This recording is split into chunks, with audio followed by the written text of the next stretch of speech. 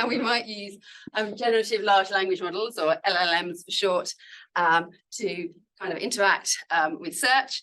Going to think a little bit about the science of language modeling, how do generative large language models actually work, and then lead on to the kind of strengths and weaknesses and the implications of search.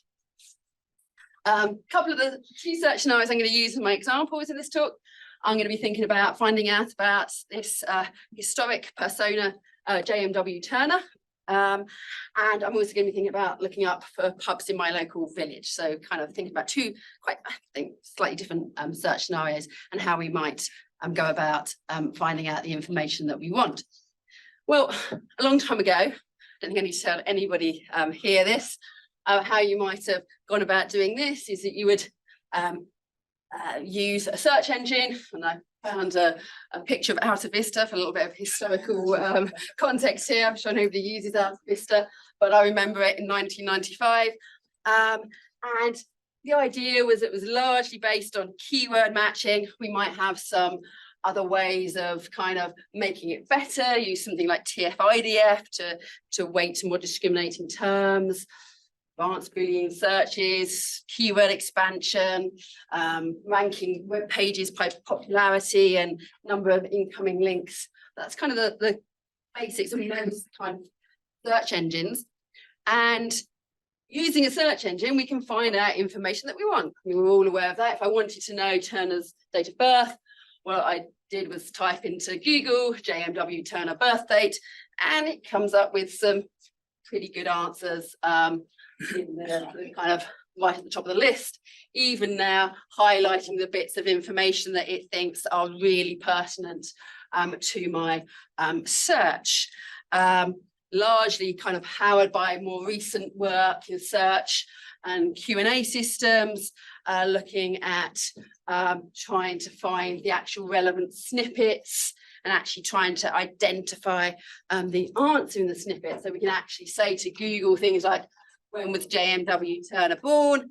And it will try to come back with the actual answer and the snippet where it's taken that information from. And if we Google JMW Turner, that as a term, we come back with a page with lots of his paintings and lots of information about him. So finding out information about JMW Turner on the internet is fairly straightforward. But now it's 2023, who would actually use Google? Wouldn't you just go and ask ChatGPT the answers to your questions? Have a conversation with ChatGPT, which was what I did about a month ago. Slightly small on the screen, but here's a conversation where I was asking about the paintings of Turner. When did he paint the picture Fisherman at Sea? And ChatGPT tells me it was in 1796 and gives me lots more information as well about how it's one of his early works. He was only 21 years old and it's now part of the collection at the Tate Britain in London. Was asking the question, when was Turner born? And gives me the birthday, April 23rd, 1775. And then went on and asked about another picture. This was actually a title that I just came up with. Wasn't one that I actually knew, but I thought, well, he must have painted something called The Lighthouse at some point. So I thought I'd ask ChatGPT, when did Turner paint The Lighthouse? And it came back with a very informative statement about how this picture titled The Lighthouse was painted in 1817, also known as Bell Rock Lighthouse. And it's one of Turner's notable maritime works and showcases his skill in capturing the effects of light and atmosphere in his art.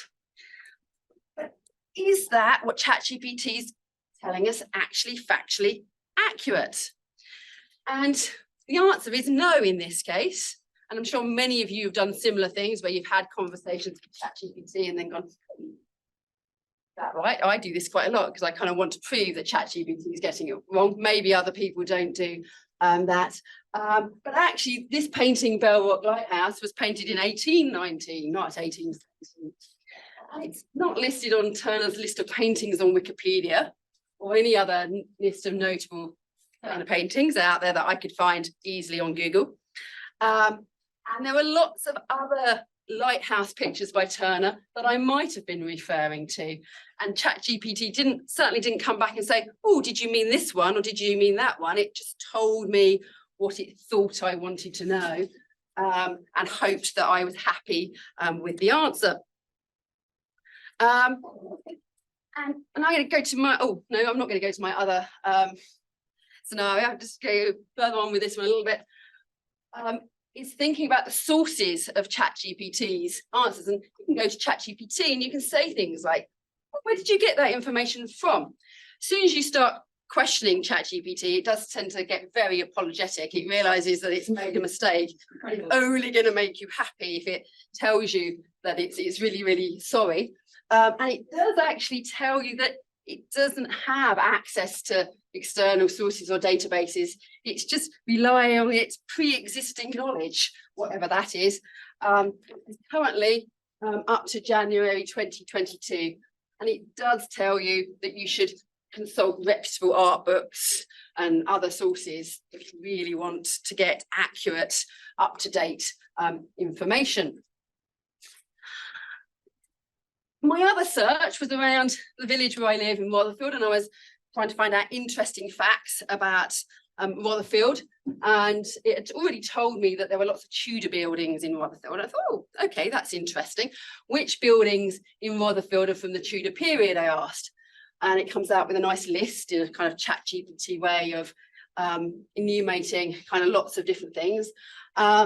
And it comes up with the old post office, which I've got a picture of here, which, yes, that is a Tudor building. Go on, and it's the church, not really Tudor, but it does include some features from the Tudor period, so I'll give it that one. And then it tells me about this pub called the Six Bells, which I've never heard of. It's a historic pub in the centre of Rotherfield called the Six Bells with Tudor-style architecture. I thought, no, definitely not. Actually, there is a pub called the Six Bells about 15 miles away near Lewes, which I think was the one which it was getting confused with. But I just decided to play along and said, where in Rotherfield is the Six Bells pub?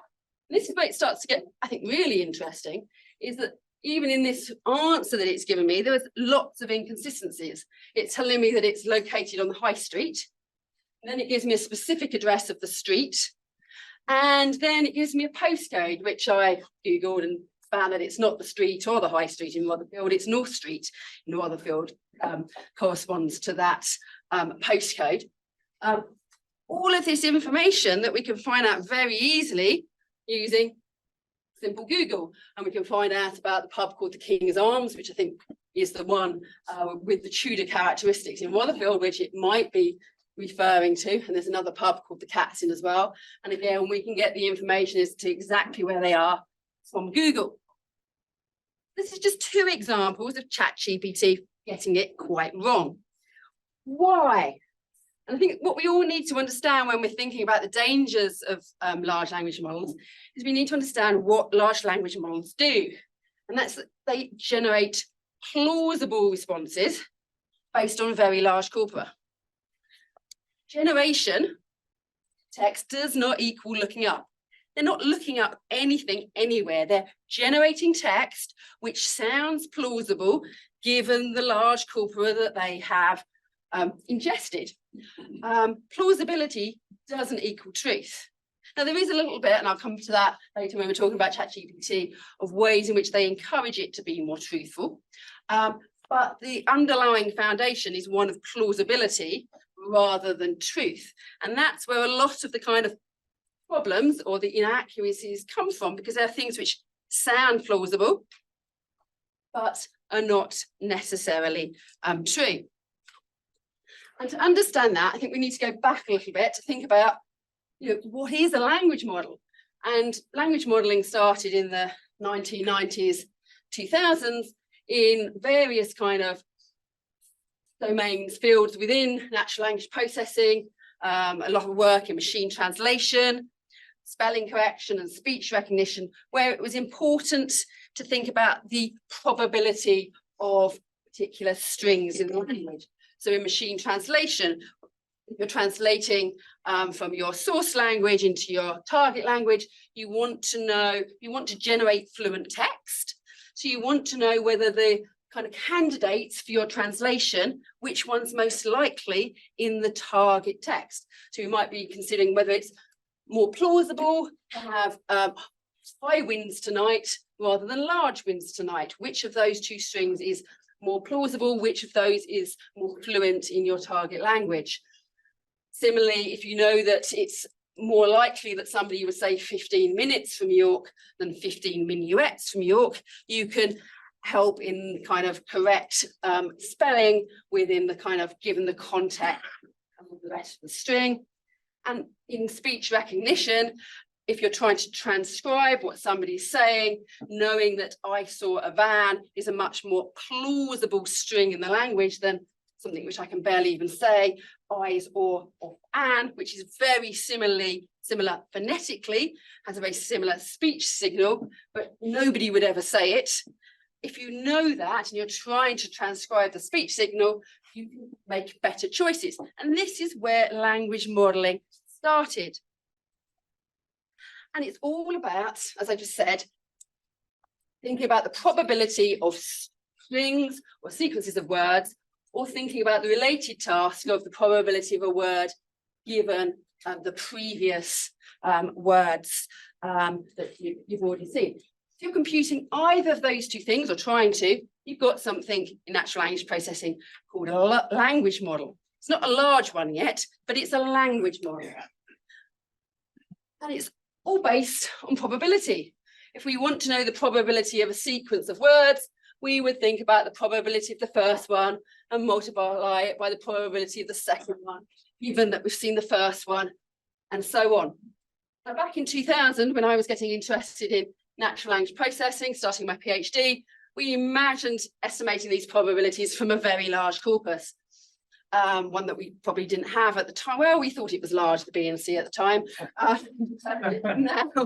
you know, it much larger corpora now. But if we wanted to know the probability of seeing van, given the fact that I think I've just seen I saw A, we would imagine, well, we could count in a large corpus the frequency of seeing this string and divide it by the frequency of seeing the conditional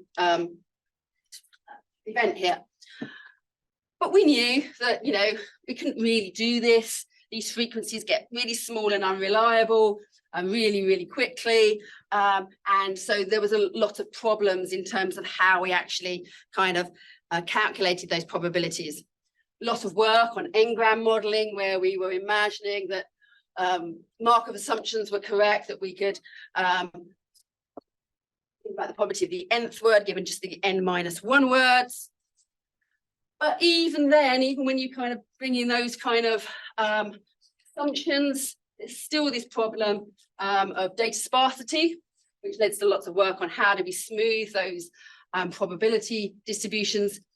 And there was also a related issue, which is what we're kind of coming to with the kind of larger language models and newer language models, that they considered each vocabulary item as being completely distinct and couldn't share probability mass between words which meant similar things or were similar in certain ways.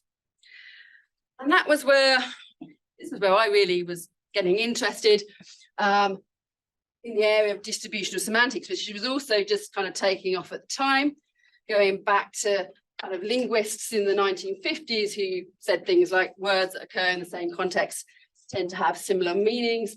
There was a lot of work on thinking about how to create these really high dimensional spaces where you would end up with words close together because they occurred with similar words. So we'd be thinking about each dimension as being a context. How often does our word occur with, say, the word poisonous or the word green? If you got all the words into this space and you end up with seeing similarities between the words based on their distribution, which then also seems to correlate, according to the distributional hypothesis, with meaning. Why am I talking about all of this from what is 20 years ago? Well, kind of at the basis of neural network language models and why they've kind of taken off is the fact that they have these kind of representations of words. So around 2003, I think it was, Bengio probably proposed the first of the kind of neural network language models, which was actually a feed-forward neural language model. And the idea was that you have your input, which is a string, and we're looking at a window of n words at a time. Here it's 3 words at a time. So currently the input is the around there. We're trying to predict the next word. And that's the same as in a n-gram model, but what we've got here is we don't have just a representation of the word which says that each word is kind of unique. We project into this embedding space where we build up representations of words, which mean that similar words end up in similar places within this space, which means that there's a probability mass sharing going on between these words which occur in similar ways. And it gets over the problems of sparsity and allows for more generalization. But what we're trying to do in any neural network language model is predict something about the sequence of words. And here it's being trained by looking at what the next word actually was and seeing what the probability of that word was according to the model and updating its weights accordingly. And that was 2003. And from there, I'm going to fast forward to 2019 when Devlin et al. From Google came up with BERT, which was the first of these, what we now call very large language models. Now, there's a lot more going on here than we had in Bengio's feed-forward neural language model back in 2003, but it's very similar in terms of what we are kind of trying to do. We have these inputs, we're getting embeddings of those inputs. We are actually having some positional encoding as well, so it knows where in the sequence it was. We've got lots of neural layers going on here, but BASE, the smallest one of these models, has 12 of these layers, each of which has 12 of these what are called attention heads. So these are really big, lots and lots of parameters. But what we're trying to do is predict something about the language.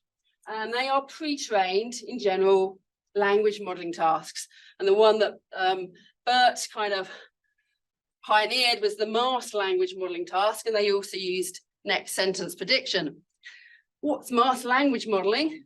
What we're trying to do is take a sentence, we mask out some of the words, and then the model has to predict what the word was that's been masked out.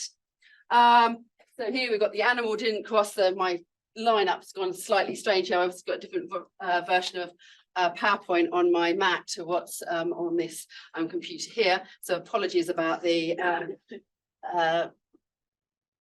visual there. But what we're trying to do is predict that street is the word that should be predicted there, and we will reward the model if it predicts has a high probability for street, and we won't reward it if it doesn't have a high probability for street. So that is what masked language modeling is doing, and that's kind of the basis of most of our, or all of our pre-trained language models. But actually also used something called next sentence prediction, which has kind of fallen out of favour since, where it needed to also train the model to predict whether the next sentence was likely or not. So they trained it on kind of pairs of sentences where they were the next sentence in the corpus, and ones where they were just random sentences taken from elsewhere in the corpus. But it's all about predicting that corpus. So large language models are ones which have been pre-trained on very large corpora. But for example, with pre-trained on Wikipedia and the book corpus. And training time for BERT base makes that about kind of 4 days on a 4x4 TPU slice. So that's lots and lots of computing power that's going in to training even the smallest one of these kind of models.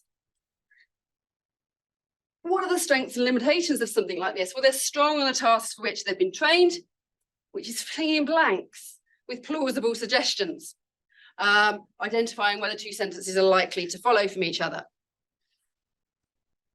So let's go beyond BERT, because that was 2019. Well, there's lots of variations on BERT that people have come up with, mainly with BERT somewhere in their name. And then there are some other pre-trained large language models out there as well, such as the GPT family, Turing NLG, Lectra, Bard, Llama. But they all kind of use these general language modeling tasks as the kind of foundation for the pre-training. We go to GPT-3. What's different about it? It doesn't use the masked language modeling task. It uses what's called an autoregressive language model. But that means it's looking at predicting the next token rather than masked tokens. So that's going back to kind of what we were doing when we were doing n-gram modeling. That has some advantages and some disadvantages in the fact that it can have a variable length input, but it's also then unidirectional in nature. So people argue about whether it's better to use masked language modeling or autoregressive language modeling. At the time when it was released, it was at 175 billion parameters, which made it 10 times bigger than its competitors at the time. And it had been trained on even more large corpora. So what does that kind of really mean when it's generating responses? If you take something like GPT-3, it's taking a prompt and it's using a language model to predict what comes next or what fills in the gap. So if I say Turner painted the picture of the lighthouse in blank, it's trying to generate something that it thinks is likely given that sentence and given its corpus. What could possibly go wrong? Well, large language models are trained on fiction as well as fact. We need to think about that.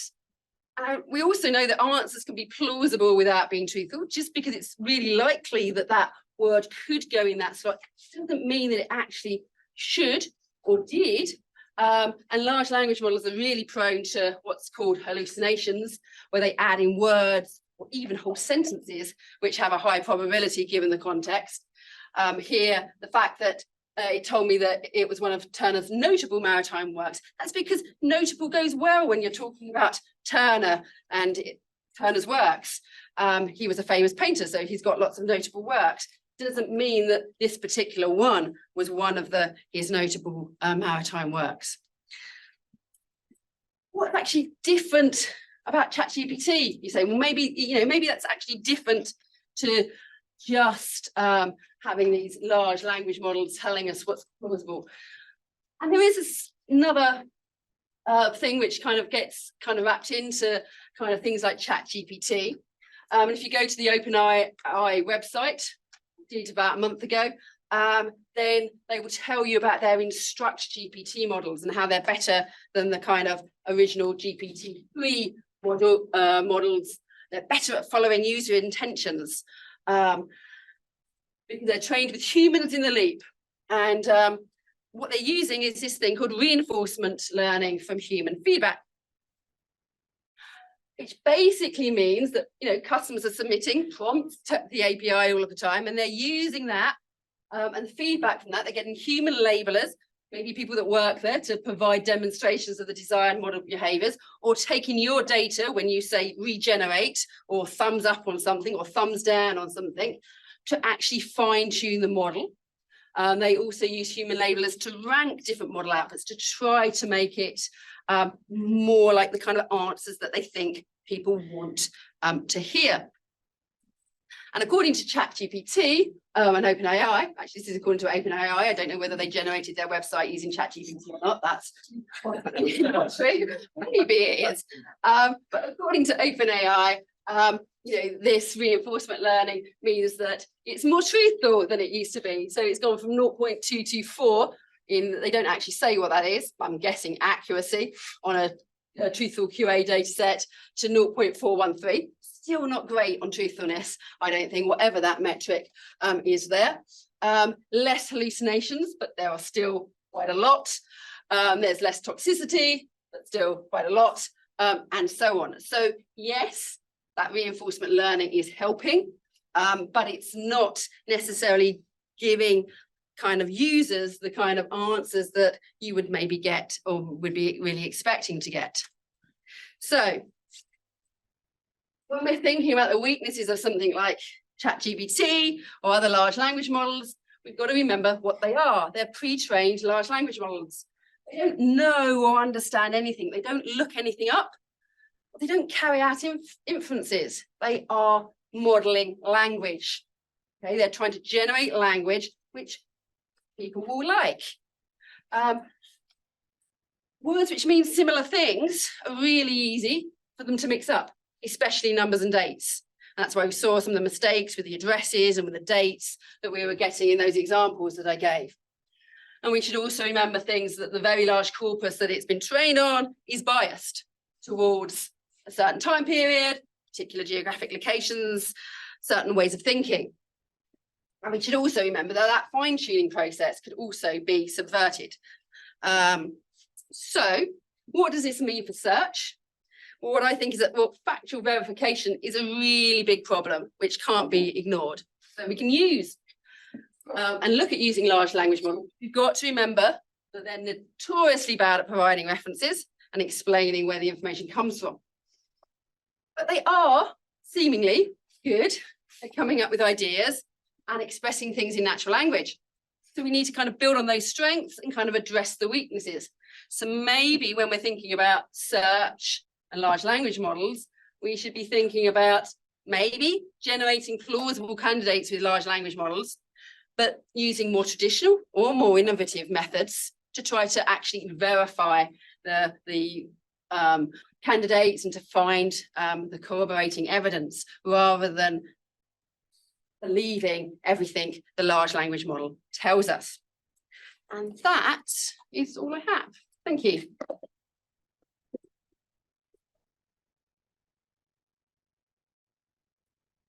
Thanks for that fascinating overview. Very, very clear, and I think sort of setting the scene for where we are with generative AI. We have a couple of minutes just for one or two quick questions. As I say, we're planning to have a panel session at the end of the morning session with more questions. Peter. Hi, Julie. I think we've been a bit harsh. So I remember 10 years ago or thereabouts, looking up St Andrew's House in Google, and it gave a really nice image of St Andrew's House on Regent Road, described the architect, date of building, and so on. Then it went on to talk about the lovely rooms and the flat screen televisions and the good breakfasts that were done. So of course, down in Costoffin, there was St Andrew's House that was a guest house. So what we got was a challenge with entity resolution that was going on. I mean, it took a year or two and they eventually sorted it.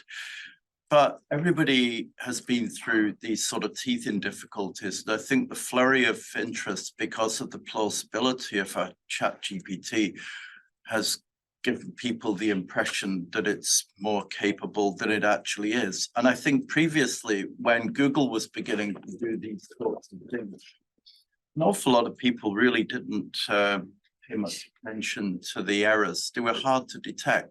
So I think the question really is, how do we go about detecting the errors? What's our strategy? Yeah, so definitely. And I think, yeah, you're right that there's mistakes made, whatever method that we use, you know, and that have been in the past. And so detecting those errors. And I think one of the things is looking at ways in which we can actually, I suppose we're not referring everything to the large language model, or if we do, we need some way of finding the source of that information in the same way that we would kind of, you know, in very traditional ways, we'd go to a library and we'd look things up and we'd have the papers where things were. We would know who it was that was kind of vouching for that information. With a large language model, we don't have that. So we need to find ways in which we can kind of track the actual information that it's giving us. So, I mean, even with the Google example, the entity resolution, at least there was kind of documents that it was kind of connected to, and you could see, oh, well, that bit came from that document, that bit came from that document, and they've kind of smashed it together and made a kind of error because the two things are called the same thing. Here we can't even see where that's coming from. We don't know, it's just about what is likely. So I think it's not necessarily a challenge we won't overcome, but I think it's definitely a challenge that we need to overcome, is how we kind of find out where that information, what the source actually is, if we're going to use large language models. What's a library? What's a library? Oh, sorry, database. Yeah. If I was a young person and suddenly discovered ChatGPT and started asking it questions and basing what I did in my life on those answers, do I care? You should. Yeah, You possibly don't, because they don't. Young. yeah, here in this room, we have enough expertise to be suspicious of these things. But if, for the general populace, is there a risk that they're just going to assume this magical thing that's just appeared? Teenagers certainly do. I have experience with teenagers, and they do kind of, they're used to asking Siri. They're all used to now asking ChatGPT, and they see that as, well, that's what it said, and they kind of give it almost the same amount of trust as they might a teacher or somebody like that. Even a teacher can get things wrong, but they, whereas ChatGPT is more like I sort of think of it as more like the kind of man in the corner of the pub that's kind of got lots of interesting information, but some of it's right, some of it's not, some of it's a bit mixed up, and we need to kind of associate the right levels of trust with it, and maybe it will become more and more trustworthy as we go on. But I think we still need to kind of maintain suspicion for ourselves and for other people. And I think one of the problems is, because it's become so much more fluent, it sounds like a person, that makes it so much more believable. I mean, it's a different question in terms of marking student essays, which more and more I see have kind of the influence, or in some small part or the entirety, in ChatGPT's kind of efforts in improving their presentation of the facts. Because it sounds plausible, it's very hard. It's a lot harder to kind of question. We better stop there. It's a great, it's an amazing topic, and but I think that we better stop with the man in the corner of the pub. 6 birds. Yeah, the 6 bells, yeah. In all the fields. In Rotherfield, yeah. And move on to our next presentation. Thanks very much, Julie. Thank you.